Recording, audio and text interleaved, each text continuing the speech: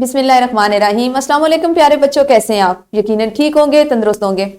प्यारे बच्चों, जैसा कि आप जानते हैं हम पढ़ रहे हैं अपनी उर्दू जमात पंजम, और इसमें हमने अपना पहला सबक जो हमारी दरसी किताब का पहला सबक है उसको शुरू कर रखा है। आज हम इंशाल्लाह उसको चौथे हिस्से में मुकम्मल करेंगे, यानी हमारा सबक नंबर 1.4 होगा। और आप अच्छे से जानते हैं हमारे पहले सबक जो एक नज़्म है उसका उन्वान है हम को आज हम चौथे हिस्से में पढ़ने जा रहे हैं। और इंशाल्लाह आपने जैसे अब तक बहुत सी चीज़ें सीख ली, नई चीज़ें सीखी, कुछ पुरानी चीज़ों की दोहराई की, उनको आपने दोबारा से जहन में ताज़ा किया, और कुछ नई चीज़ें सीखी जिसमें खसूसन शामिल है अशार का मफहूम लिखना। तो इसी तरह से आज हम इसे चौथे हिस्से में पढ़ेंगे। और आज के हमारे सबक में शामिल हासिलात ताल्लुम कुछ इस तरह से हैं। आज के सबक की तकमील के बाद इंशाअल्लाह आप इस काबिल हो जाएंगे कि शेर या नसर पढ़कर उसका मफहूम लिख सकें। चूँकि आप जानते हैं हमने कल अपने हम का आधा हिस्सा किया था, नज़्म का आधा हिस्सा किया था, आज हम उसको और मुकम्मल करेंगे। और इसीलिए उसी मुनासबत से हमने इस हासिल ताल्लुम की दोबारा से मशक करनी है।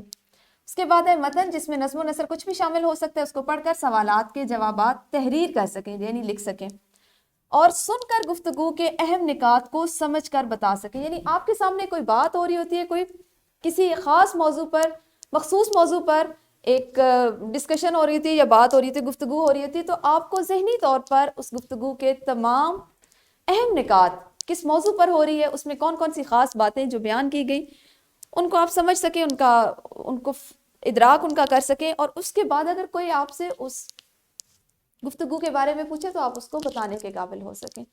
तो ये हमारे वो हासिलात ताल्लुम है जो आज के सबक की तकमील के बाद इंशाल्लाह जिनको आप सीख पाएंगे या उनकी मशक करेंगे। हमारे सबक का इस्लामी नुक्ता नज़र कुछ इस तरह से है। बेशक अल्लाह की याद ही से दिल तस्कीन पाते हैं। कुरान पाक से लिया गया ये कि अल्लाह ताला की याद हर हाल में हमारे लिए सुकून का, इत्मीनान का बायस है। आपने इस चीज़ को अक्सर अपनी ज़िंदगी में आजमाया होगा, या आपको भी हो सकता है कि आपने कभी इसको अमली तौर पे किया हो, कि जब आप बहुत ज़्यादा बेचैन होते हैं, आपको अंदाज़ा नहीं हो रहा, तो आप समझ नहीं पा रहे होते कि आपको ये बेचैनी, ये बेसुकूनी और इत्मीनान का ना होना क्यों है।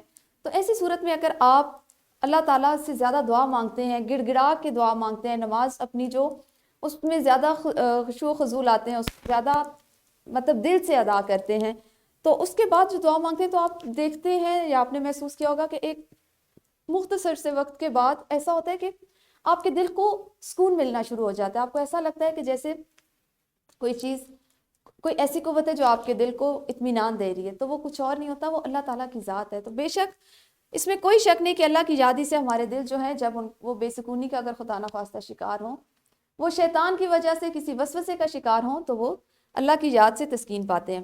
प्यारे बच्चों, आप जानते हैं हम अपने सबक के आगाज़ से पहले करते हैं दोहराई में हम मुख्तलिफ सरगर्मियाँ भी करते हैं और कुछ सवालात भी होते हैं।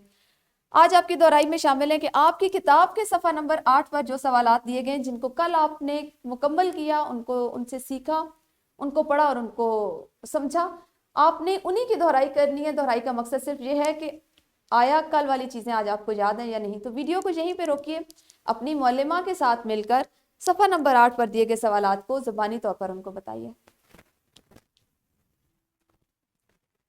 जी, तो यकीनन आप लोगों ने दोहराई कर ली होगी। प्यारे बच्चों, कबलस पढ़ाई यानी पढ़ने से पहले आपके सामने एक नज़्म है, हवा। नज़्म का उन्वान है हवा। नज़्म का उन्वान है हवा। आपने, चूंकि आज हमने मुख्तलिफ चीज़ें जहाँ सीखनी है, यानी अशार का मफहूम लिखना आप सीख रहे हैं, सवालात के जवाबात लिखना सीख रहे हैं, उसके साथ साथ आप सीख रहे हैं कि अगर कोई आप गुफ्तगू सुने तो उसके अहम निकात को भी बयान कर सके, सुनकर गुफ्तगू के अहम निकात को बयान कर सके। उसी ज़ैल में अगर हम इस नज़्म को देखें, जिसको भी मैं आपको सुनाऊंगी, मैं आपको पढ़ के बताऊंगी, ठीक है। हवा को किसने देखा है? न तुमने न मैंने। हवा को किसने देखा है? पत्ते शोर मचाते हैं, हमको ये बतलाते हैं, हवा का झोंका गुजरा है। हवा को किसने देखा है? ना इसने ना उसने। पेड़ का सर जब झुकता है तो हम पर ये खुलता है, हवा का रेला गुजरा है। अब ये वो चीज़ है जिसको मैंने अदा किया और आपने इसको सुना। मैं इसी नज़्म से मुतल्लिक आपसे कुछ सवालात पूछती हूँ कि आपने एक नज़्म पढ़ी है, इसके सवालात कुछ इस तरह से कि क्या आप हवा को देख सकते हैं? सोचें, गौर करें। आपको पता है हमारे ज़िंदा रहने का एक इंतहाई बुनियादी अंसर जो है वो हवा है। अगर हवा ना हो तो हम सांस नहीं ले पाएंगे। तो आपने कभी हवा को देखा? بالکل نہیں، بالکل صحیح، ہوا نظر نہیں آتی. تو پھر اس کے ہونے کا پتہ کیسے چلتا ہے؟ آپ کو کیسے اندازہ ہوتا ہے کہ ہوا ہے؟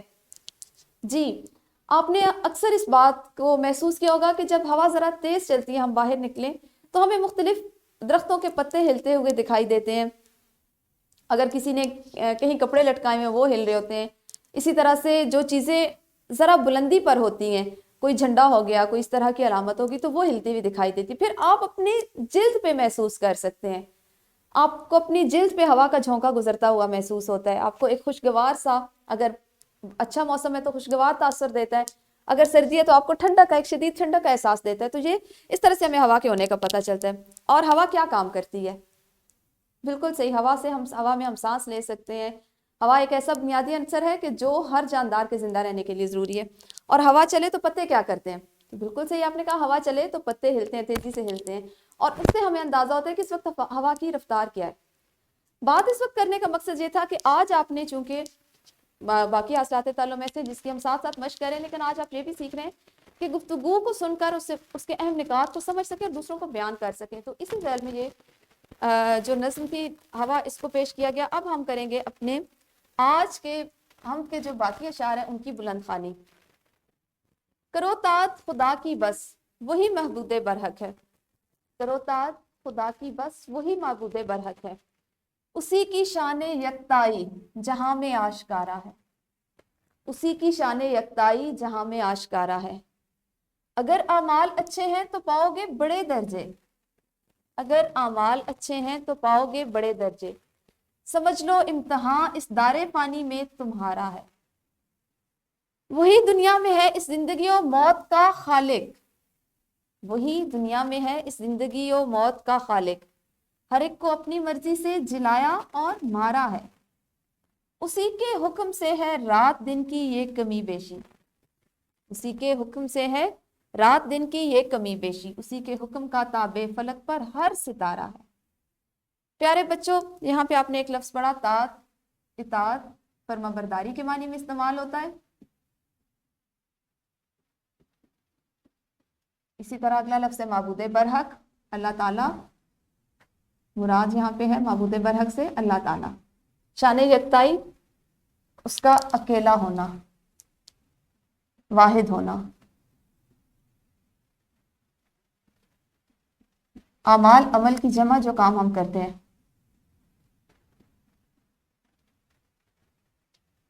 دار فانی ختم ہو جانے والی دنیا، جہان یا دنیا. خالق بنانے والا، تخلیق کرنے والا.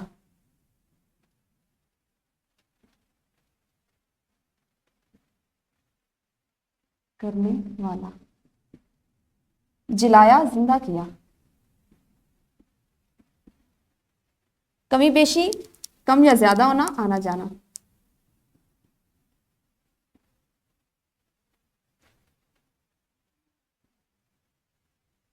تابع فرما بردار، تابع دار، فرما برداری کرنے والا. تو پیارے بچوں، آپ نے آپ کی جو حمد ہے اس کے جو بقایا اشعار تھے یا رہ جانے والے جو 4 اشعار تھے وہ اس طرح سے ہیں کہ اللہ تعالیٰ کی اطاعت ہمیں ہر حال میں، ہر صورت میں کرنی چاہیے. کیونکہ وہ معبود برحق ہے. وہی اللہ ہے جو واحد ہے، یکتا ہے اپنی ذات میں، اپنی صفات میں، اپنے ہونے میں. اس میں کوئی دوسری رائے نہیں. ہم بالکل کسی اور بات پہ نہ تو ذہن اور عقل مانتے ہیں، اور نہ ہمارا ایمان ہمیں اس چیز کی اجازت دیتا ہے کہ اللہ تعالیٰ کے علاوہ بھی کوئی ذات ہے جو ہمارے لیے مددگار ہے، جو ہماری مشکلوں کو حل کر سکتی ہے، جو ہمارے لیے بہترین فیصلے کر سکتی ہے. تو ہمیں اپنے ایمان کو روز تازہ کرتے رہنا چاہیے. ہمیں خود کو یہ بات اچھے سے سمجھاتے رہنا چاہیے کہ ہم اللہ تعالیٰ کی ایک مخلوق ہیں. اللہ تعالیٰ نے ہمیں بنایا، اور اللہ تعالیٰ ہی ہے جو ہمارے لیے ہماری ہر چیز پر قادر ہے. وہ ہماری اچھی تقدیر پر، وہ ہمارے لیے ہمارے زندگی میں اس میں آنے والی خوشیاں، کامیابیاں، بیماری، ہر چیز اللہ کے حکم سے ہوتی ہے. اور صرف یہ پیار اللہ تعالیٰ کو حاصل ہے. اللہ تعالیٰ کی شان یکتائی یعنی اس کا ایک ہونا، اس کا واحد ہونا، اس کا اکیلے ہونا کائنات کی ہر چیز سے ظاہر ہے. جتنی مکمل اور جتنی اپنی جگہ پر خوبصورت انداز میں ہر چیزیں بنائی گئی ہیں، وہ موجود ہیں، یہ کوئی اور نہیں کر سکتا، بلکہ صرف اور صرف اللہ تعالیٰ کی شان ہے کہ جو ہر چیز کو اس طرح اتنے مناسب، اتنے خوبصورت انداز میں لیے ہوئے اور پیش کر رہی ہے۔ اگر ہم اس دنیا میں اچھے اعمال کریں گے، اچھے کام کریں گے، تو ہم یہاں پہ بھی یقیناً کامیابی پائیں گے، خوشی پائیں گے، لیکن اس کا اجر آنے والی زندگی، آخرت کی زندگی جو ہمیشہ رہنے والی ہے، جس کا کوئی اختتام نہیں، جس نے بالکل ختم نہیں ہونا، اس میں بھی یہاں پہ جو اچھے کام کریں گے اس کا ہمیں اچھا نتیجہ، یا اس کے اچھے جو درجے ہیں، یا اس کی جو اچھا جو اس کا نتیجہ وہ وہاں بھی ملے گا۔ تو ہمیں یہ سمجھ لینا چاہیے کہ یہ دنیا کی، اس ختم ہو جانے والی دنیا کی، اس کی مثال پیارے بچوں آپ یہاں سے لیں کہ جیسے ایک انسان ہے، اللہ تعالیٰ نے ہر انسان کی زندگی کا جو وقت ہے وہ مختلف رکھا ہے۔ آپ نے غور کیا کبھی کہ کچھ بچے ایسے ہیں کہ جو پیدا ہوتے ہیں اور وہ پیدا ہوتے ہی اس دنیا سے چلے جاتے ہیں، وہ فوت ہو جاتے ہیں۔ کچھ ایسے ہیں جو تھوڑی جوان عمر میں فوت ہوتے ہیں، کچھ ایسے ہیں جو بزرگ ہو کے فوت ہوتے ہیں۔ تو یہ اللہ تعالیٰ کا اپنا نظام ہے۔ لیکن آپ نے کیا آج تک حضرت آدم علیہ السلام سے لے کے آج تک موجودہ دنیا تک آپ نے کوئی ایسا ایک شخص بھی، ایک فرد واحد بھی ایسا دیکھا ہو یا کسی کے بارے میں سنا ہو کہ جو جب حضرت آدم علیہ السلام کو اس دنیا میں بھیجا گیا اس وقت سے آج تک موجود ہے اور قیامت تک موجود رہے گا؟ یقیناً نہیں، کیونکہ اللہ تعالیٰ نے ہر ایک کے لیے مخصوص زندگی کا مخصوص وقت رکھا ہوا ہے، اس کے مخصوص دن رکھے ہوئے ہیں۔ جس طرح ہماری زندگی ختم ہو جاتی ہے، اسی طرح ایک دن اس دنیا نے بھی ختم ہو جانا ہے، اس دنیا کا بھی اختتام ہو جائے گا۔ تو ہمیں اس بات کو ہمیشہ ذہن میں رکھنا چاہیے کہ ہم یہ جو مختصر سی زندگی ہے، میں نے آپ کو پہلے بھی بتایا کہ جس کی مثال صبح یا شام کے ایک پہر سے دی گئی ہے، اس میں اتنے اچھے کام کریں کہ وہ ہمارے لیے ہمیشہ رہنے والی جو زندگی ہے، آخرت کی زندگی میں فلاح کا باعث بنے۔ اللہ تعالیٰ اس دنیا میں زندگی اور موت کا خالق ہے۔ ہم اگر دنیا میں آئے ہیں، ہماری پیدائش ہوئی ہے، تو اس میں ہمارا کوئی کمال نہیں، یہ اللہ تعالیٰ ہے، یہ اللہ تعالیٰ کا حکم ہے کہ اس نے ہمیں کس وقت پر کس طرح سے دنیا میں بھیجا، اور وہ جب چاہے گا، یہ زندگی اس کی امانت ہے، وہ واپس لے لے گا اور ہم موت کی گہری نیند میں، گہری وادی میں چلے جائیں گے۔ اللہ تعالیٰ کی مرضی صرف ہماری زندگی، ہماری سانس تک پہ اللہ تعالیٰ کی مرضی چلتی ہے۔ وہ جس کو چاہے زندگی بخشتا ہے اور جس کو چاہے وہ اسی وقت اس کی زندگی کو ختم کر کے موت تک لے جاتا ہے۔ یہ تو آپ نے انسان کی بات سنی پڑھی، اسی طرح سے آپ دیکھیں اسی کے حکم سے ہے رات دن کی یہ کمی بیشی، دن اور رات کا آنا جانا، دن کا رات میں بدلنا، رات کا دن میں بدلنا، اس سب میں بھی صرف اور صرف اللہ کا حکم چل رہا ہے۔ اللہ جب چاہے دن کو رات میں اور رات کو دن میں بدل سکتا ہے، اور اس کائنات کی ہر چیز، خاص طور پر آسمان پر موجود ایک ایک ستارہ جو بظاہر ہمیں یہ دکھائی دیتا ہے کہ بہت دور ہے اور بہت چھوٹے، ایک ایک ستارہ تک اللہ تعالیٰ کے حکم کا تابع ہے، اس کا فرما بردار، اس کے حکم سے اس میں سے روشنی کی جو کرنیں ہیں وہ دوسروں کو دکھائی دیتی ہیں، ختم ہوتی ہیں۔ تو یہ تمام کائنات کا جو نظام ہے، اس کو بنانے والا کوئی اور نہیں، چلانے والا کوئی اور نہیں، صرف اور صرف اللہ وحدہ لا شریک ہے۔ تو پیارے بچوں، ویڈیو کو یہیں پہ روکیے۔ میں نے آپ کو اس نظم کی پڑھائی کر کے، اس کے معنی بتا کے اور آپ کو اس کی تفہیم کروائی، اس کے مفہوم بتایا۔ اب آپ اپنی معلمہ کے ساتھ مل کر اس کی مثالی بلند خوانی کیجیے، اور مزید اگر کوئی سوال آپ کے ذہن میں ہے تو وہ آپ اپنی معلمہ سے پوچھیے اور وہ یقیناً آپ کی رہنمائی کریں گے۔ جی یقیناً آپ لوگوں نے اس کی بلند خوانی کر لی ہوگی۔ اب ہم ایک اور انفرادی سرگرمی کریں گے، یعنی آپ نے فردن اکیلے سرگرمی کو سر انجام دینا ہے۔ سرگرمی میں آپ کو کتاب کا سوال نمبر 2 شامل ہے، جس میں ہے حمد کو مد نظر رکھتے ہوئے درست جواب کا انتخاب کریں اور متعلقہ دائرے کو نیلے قلم سے بھریں۔ اس کے بعد ایک گروہی سرگرمی ہے۔ گروہی سرگرمی کچھ اس طرح سے ہے کہ سوال نمبر 3 ہے، درج ذیل سوالات کے مختصر جوابات دیں۔ اس میں آپ کے 4 اجزاء تو وہ ہیں جو سوالات کے جوابات ہیں، اور 5واں ہے درج ذیل شعر کو نثر میں تبدیل کریں۔ آپ کو حمد کا یہ ایک شعر دیا گیا جس کو آپ نے نثر میں بدلنا ہے۔ تو آپ لوگ ویڈیو کو یہیں پہ روکیں اور ان دونوں سرگرمیوں کو ابھی سر انجام دیجیے۔ جی یقیناً آپ لوگوں نے گروہی سرگرمی بھی کر لی ہوگی۔ اب آپ کے لیے جیسا آپ جانتے ہیں ایک ورک شیٹ ہوتی ہے، ورک شیٹ ہے آپ کی، جس میں آپ نے نام، جماعت اور اسکول کا نام لکھنا، اور سوال نمبر 1 ہے متن کو فہم سے پڑھیں اور سوالوں کے جواب دیں۔ ایک متن آپ کو دیا گیا ہے، آپ نے اس سے متعلقہ جو سوالات ان کے جوابات بھی لکھنے ہیں۔ ورک شیٹ کا پرنٹ آؤٹ آپ کی معلمہ آپ کو دے دیتی ہیں، آپ اس کو گھر سے کر کے لائیے گا۔ اس کے علاوہ جو آپ کا گھر کا کام ہے وہ کچھ اس طرح سے ہے، حمد کو نثر میں تحریر کریں۔ آپ نے یہ جو حمد ابھی پڑھی، اس کے وہ اشعار جو ہم نے آج پڑھے ہیں، ان کو نثر میں بدل کر لانا ہے، ان کی نثر بنا کر لانی ہے۔ تو یہ آپ کا گھر کا کام ہے، ایک ورک شیٹ اور ایک یہ سوال، ان دونوں کو گھر جا کے مکمل کیجئے گا۔ اپنے اگلے سبق کے ساتھ کل انشاءاللہ پھر ملیں گے، اس وقت تک اپنا خیال رکھیں۔ اللہ حافظ، شکریہ۔